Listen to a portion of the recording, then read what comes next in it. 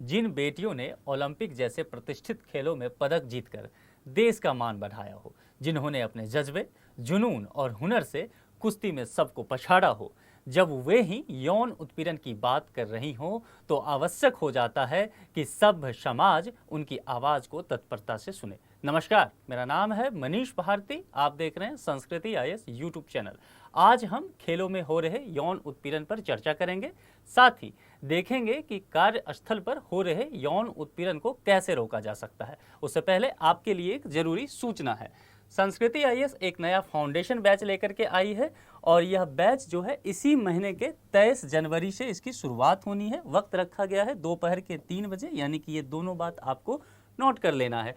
इस बैच में प्रीलिम्स और मेंस दोनों ही सेगमेंट की पूरी पढ़ाई कराई जाएगी। इसके अलावा यह बैच ऑफलाइन तो है ही, साथ ही आप लाइव बैच भी ले सकते हैं और इसके अलावा आप इसे हाइब्रिड बैच में भी ले सकते हैं, यानी कि यह ऑफलाइन और ऑनलाइन दोनों ही मोड में आपके लिए उपलब्ध रहेगा। इस विषय पर इससे विशेष जानकारी के लिए आपको संस्कृति आईएएस के वेबसाइट पे विजिट करना है और दिए गए नंबर पे कॉल करके या व्हाट्सएप करके जानकारी ले लेनी है। चलिए अब हम चलते हैं अपने टॉपिक की ओर कि आज की जो ये सुर्खी है हम इस पर चर्चा क्यों कर रहे हैं। आपने हाल ही फिलहाल में सुना होगा कि खेलों में यौन उत्पीड़न इसकी चर्चा चल रही है और जो कुश्ती खिलाड़ी हैं, महिला खिलाड़ी सब आप देख रहे हैं धरना पे बैठी हुई हैं। इनका आरोप है कि इन्होंने यौन उत्पीड़न को झेला है, तो ये न्याय के लिए मांग कर रही हैं। कार्यस्थल पर क्या है नियम और क्या है कानूनी प्रावधान, इसकी चर्चा हम करेंगे। अब देखिए यहाँ पर कि हाल ही में महिला पहलवानों ने भारतीय कुश्ती महासंघ के प्रमुख, यहाँ देखना है कुश्ती महासंघ के प्रमुख और अभी जो सत्तारूढ़ पार्टी है बीजेपी, उसके सांसद भी हैं ये बृजभूषण शरण सिंह पर यौन उत्पीड़न के आरोप लगाए हैं। ध्यान रखना है कि अभी ये आरोप है, ये सिद्ध नहीं हुआ है, लेकिन फिलहाल ये आरोप इन्होंने लगाया है। अब देखते हैं कि यौन उत्पीड़न के दायरे में क्या आता है। देखिए, इसके तहत शारीरिक उत्पीड़न और मौखिक उत्पीड़न दोनों ही शामिल हैं। शारीरिक और मौखिक यानी कि आप किसी को गाली गलौज करते हैं, नीचा दिखाने का काम करते हैं या भद्दे कमेंट करते हैं, वह भी इसमें शामिल हो जाएगा। साथ ही अभद्र भाषा का इस्तेमाल या गलत इशारे भी अगर आप करते हैं तो भी यौन उत्पीड़न के दायरे में से माना जाएगा। किसी काम के एवज में आप सेक्सुअल फेवर की मांग करते हैं कि मैं तुम्हारा अमुक काम करा दूंगा या तुम्हारा सिलेक्शन कर दूंगा, और उसके लिए सेक्सुअल फेवर की मांग करना भी यौन उत्पीड़न के दायरे में आता है। अब जरा देखते हैं, खेल में यौन उत्पीड़न की खबर जो है वह नई नहीं है। इस हेडिंग से ही आप ये समझ सकते हैं कि गाहे बगाहे लगातार इस तरह की खबरें आती रही होगी।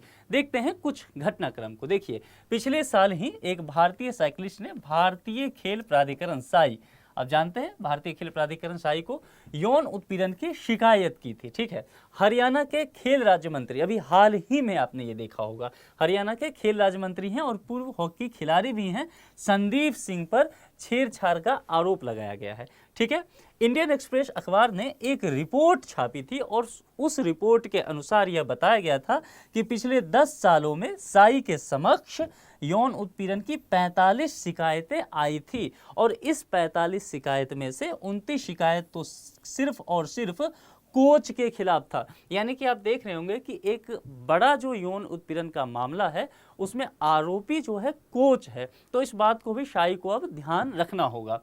यौन उत्पीड़न के मामले आने पर क्या है कानून, कानूनी प्रावधान को जरा देखते हैं कि विधि क्या कहती है। देखिए, कार्यस्थल पर यौन उत्पीड़न से महिलाओं के संरक्षण के लिए कानून जो है लैंगिक उत्पीड़न निवारण, प्रतिषेध और प्रतितोष अधिनियम 2013, जिसे पोश भी कहा गया है, stand up and speak out, कि अगर किसी महिला का यौन उत्पीड़न हुआ है तो उसे दबाना नहीं चाहिए, उसे नज़रअंदाज नहीं करना चाहिए, वो खड़ा हो और निडरता के साथ बोले, आरोपी को कानून के समक्ष लाएं। तो ये बात की गई है। माना जाता है कि खेल कार्यस्थल पर इस कानून के दायरे में नहीं आता है, लेकिन पूर्ण रूप से ऐसा नहीं है। जरा देख लेते हैं फिर उसका प्रावधान। इस कानून के अंतर्गत खेल कार्यस्थल में स्पोर्ट्स इंस्टीट्यूट, ऐसे इंस्टीट्यूट जो खेल गतिविधि को आगे बढ़ाते हैं, स्टेडियम जहां खेल होता है और खेल परिसर आते हैं, कोई आवासीय वेन्यू जहां प्रशिक्षण होता हो, खेल प्रशिक्षण या किसी प्रकार की खेल से जुड़ी गतिविधि होती हो, इसमें शामिल माना जाएगा। तो इस कानून का दायरा काफ़ी बड़ा हो जाता है। खेल स्थल से संबंधित कानून में क्या है प्रावधान, जरा ये देख लीजिए। और ये है क्या, खेल स्थल से संबंधित कानून की बात की जा रही है। अगर किसी कार्यस्थल पर 10 से ज़्यादा लोग काम करते हैं, कितने लोगों की संख्या बताई गई है, 10 से ज़्यादा लोग काम करते हैं, और वहाँ यदि किसी महिला का यौन उत्पीड़न होता है तो उसे एक आंतरिक शिकायत समिति आईसीसी होनी चाहिए जहाँ पर यह शिकायत की जाएगी। अब देखिए, national sports development code of India 2011 के तहत महिलाओं की सुरक्षा सुनिश्चित करना एक मानक तय किया गया, और यौन उत्पीड़न की रोकथाम करना, नियमों के बारे में बताना फेडरेशन और खेल संस्थानों का एक काम यह भी है, ताकि ये सब जो कानून बनाए गए हैं महिला खिलाड़ियों को यौन उत्पीड़न से बचाने के लिए किया गया है।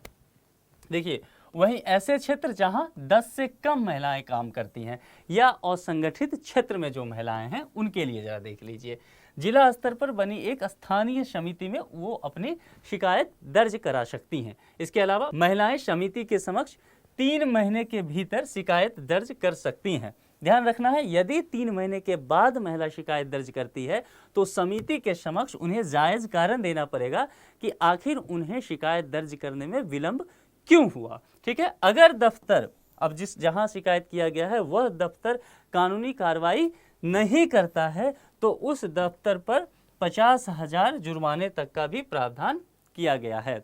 शिकायत दर्ज होने के बाद की प्रक्रिया क्या है, किसी महिला का यौन उत्पीड़न हुआ, उन्होंने नियम कानून के तहत शिकायत दर्ज करा दी, अब क्या प्रक्रिया होगा इसे देख लीजिए। कार्यस्थल पर जो आईसीसी समिति बनी है वह प्रारंभिक जांच रिपोर्ट तैयार करेगी। ठीक है, और इस जांच रिपोर्ट के आधार पर वह देखेगी कि जो आरोप का मामला था वो सही है या गलत। यदि मामला सही सिद्ध हो गया तो अपराध सही सिद्ध हो गया तो यह जो जांच रिपोर्ट है यह पुलिस को दे दी जाएगी और पुलिस फिर मामला दर्ज कर लेगी, एफआईआर दर्ज हो जाएगा। उसके बाद इस जांच के दौरान महिला 3 महीने की छुट्टी ले सकती है अपने दफ्तर से, या फिर जो अगर उस दफ्तर का, उस कंपनी का कोई भी ब्रांच आसपास हो या कहीं भी, तो वह उसमें अपना तबादला करा सकती है, ट्रांसफ़र ले सकती है। वहीं अगर महिला के आरोप झूठे निकले तो ध्यान रखना है महिला के खिलाफ भी फिर कार्रवाई की जाएगी। अगर महिला चाहे, ध्यान रखना है एक व्यवहारिक पक्ष दिया गया है, तो यदि महिला चाहती है तो दोनों पक्षों के बीच समझौता का भी प्रावधान किया गया है। अब देखिए, यौन उत्पीड़न पर और क्या क्या कानून हैं, इसे रोकने के लिए, यौन उत्पीड़न को रोकने के लिए और क्या क्या कानून बनाए गए हैं। कार्यस्थल पर यौन उत्पीड़न अधिनियम पर जेएस वर्मा समिति की रिपोर्ट है, न्यायमूर्ति जेएस वर्मा, उनकी अध्यक्षता में एक समिति का निर्माण किया गया था दिसंबर 2012 की निर्भया कांड के बाद। उन्होंने कुछ सिफारिशें की, उसे जरा समझ लीजिए। इन्होंने महिला के खिलाफ अपराधों को रोकने के लिए, कानून को मजबूत करने के लिए कुछ सिफारिशें दी। तो उनकी सिफारिशें हैं कि आंतरिक शिकायत समिति जो आईसीसी है, इन्होंने कहा इसको ख़त्म कर दीजिए, इसके बजाय जो है रोजगार न्यायाधिकरण की स्थापना कर दीजिए ताकि महिलाओं की जो शिकायत है उसका त्वरित निपटारा हो सके। अधिनियम के दायरे का विस्तार कर इन्होंने कहा कि यह जो अधिनियम है यह काफ़ी संकुचित है, इसके दायरे का विस्तार कीजिए, उस दायरे में और भी लोगों को लाइए। कौन लोग? जो घरेलू कामगार हैं उसको भी इस अधिनियम में शामिल कर लीजिए ताकि वो भी अपनी शिकायतें किसके सामने? रोजगार न्यायाधिकरण के सामने करें। मतलब ये सिफारिश दी गई। ठीक है, तो इसे आगे देखिए। यौन उत्पीड़न इलेक्ट्रॉनिक बॉक्स, इसे भी एक तैयार किया गया है भारत सरकार के द्वारा, जहां इसको समझिए सेक्सुअल हैरेसमेंट इलेक्ट्रॉनिक बॉक्स, यानी कि सी बॉक्स पॉपुलर वर्ड में कहते हैं इसे। आप इससे जो अगर महिला जो यौन उत्पीड़न का सामना की हैं वो इलेक्ट्रॉनिक माध्यम से यानी कि मोबाइल से ही ऑनलाइन जा कर के अपना शिकायत जो है दर्ज करा सकती है। बहुत सिंपल स्टेप होता है। एक होता है जिसमें आपको यहाँ कहेगा कंप्लेन आप रजिस्टर कीजिए, एक स्टेप ये होता है। दूसरा स्टेप में होता है कि आपने जो कंप्लेन रजिस्टर किया है आपको कुछ एप्लीकेशन नंबर वगैरह मिलेगा, वो यहाँ दायर करके आप जो है अपना कंप्लेन को ये सर्च कर सकते हैं कि यह प्रोसेस कहाँ तक बढ़ा है। तो काफ़ी सिंपल है, कोई भी महिलाएं कर सकती है, गूगल पे सर्च करके आ जाता है। तो ये अच्छा प्रावधान किया गया है, काफ़ी इसका पहल भी अच्छा आया है, देखा गया है। और यह जो पहले महिला एवं बाल विकास मंत्रालय द्वारा लॉन्च किया गया है, काफ़ी सराहनीय कदम है सरकार का ये। यहाँ देखिए विशाखा दिशा निर्देश, ये कार्यस्थल पर ये जो कार्यस्थल पर महिलाओं के विरुद्ध यौन अपराध होते हैं उसको रोकथाम के लिए यह लाया गया था। विशाखा गाइडलाइंस के समक्ष एक और बात समझ लीजिए कि इसमें क्या है, प्राइवेट फर्म में अगर कोई महिला काम कर रही है तो उसके लिए भी यह है, पब्लिक में है तो उसके लिए भी है, यहाँ ध्यान रखना है। और इसके अलावा जो संगठित क्षेत्र में महिलाएं काम कर रही हैं उनके लिए भी है, और जो यदि कोई महिला है जो असंगठित क्षेत्र में काम कर रही हैं उनके लिए भी है। तो ये काफ़ी व्यापक है कार्यस्थल को लेकर के।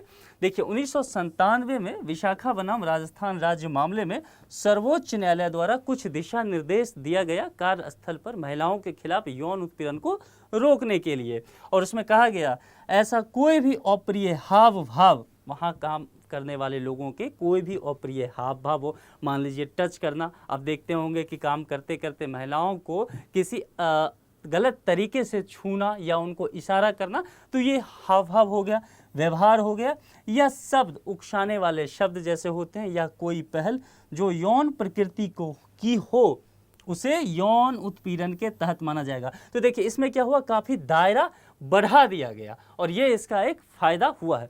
चलिए अब इस टॉपिक के बाद हम इससे संबंधित एक प्रैक्टिस प्रश्न करते हैं, और आज का जो हमारा प्रश्न है वह मेंस के फॉर्मेट का है, ठीक है। तो इसे आपको 250 शब्दों में लिख करके कमेंट बॉक्स में डालना है। प्रश्न देख लीजिए, हाल ही में महिलाओं के प्रति यौन उत्पीड़न के बढ़ते मामले देखे गए हैं, ये स्टेटमेंट है। इस कुकृत्य के विरुद्ध विद्यमान विधिक उपबंधों के होते हुए भी घटनाओं की संख्या बढ़ रही है। इस समस्या से निपटने हेतु नवाचारी उपाय सुलझाएं। तो आपको कुछ उपाय बताने हैं सभी घटनाओं की चर्चा करते हुए। मैं उम्मीद करता हूं कि आज इस टॉपिक पे मैंने जितनी भी बातें की है वे आपके पठन पाठन और समझ को समृद्ध करने में सहायक सिद्ध होगी। जल्द ही नई टॉपिक के साथ हम आपसे मिलेंगे। अपना ख्याल रखिए। धन्यवाद।